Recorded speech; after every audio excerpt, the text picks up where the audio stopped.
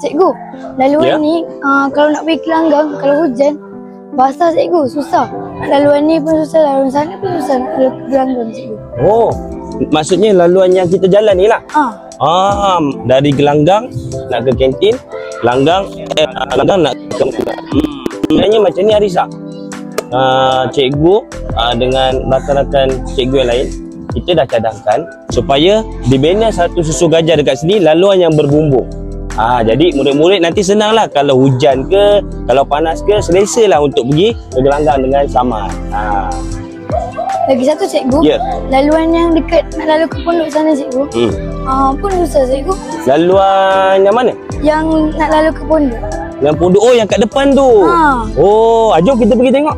Jom. Okey. Inilah tempat yang saya cakap tu. Dari sini sampai ke pondok menunggu. Boleh tahan juga jarak dia ni. Cikgu cadang laluan berbumbung patut dibina di sini. Ini kalau hujan ni pasti lencun. Betul tak Aisyah? Betul. Demi kesesaan murid-murid basah, eloklah kalau ada laluan berbumbung dan juga ataupun kita panggil susu gajah. Susu gajah ni laluan untuk dari satu tempat ke satu tempat.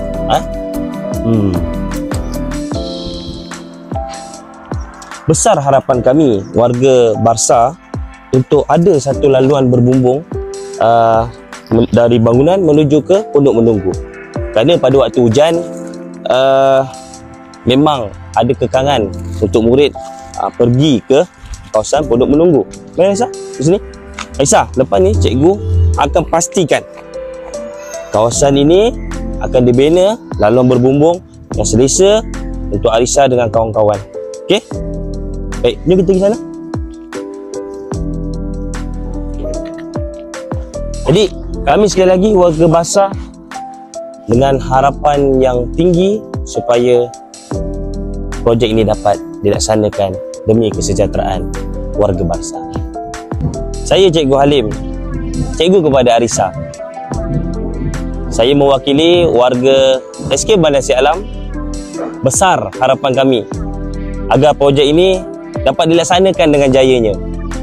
Laluan berbumbung dari bangunan menuju ke pondok menunggu, dari kantin menuju ke gelanggang seberguna, demi kesejahteraan Alisa dan rakan-rakan. Jadi kami memohon jasa baik Yang Berhormat Tuan Haji Hassan Karim dan juga tim supaya dapat memberikan sumbangan dengan kos projek hampir menelan RM70,000. Tak lain tak bukan untuk siapa? Untuk Arisa dan rakan-rakan. Assalamualaikum warahmatullahi wabarakatuh.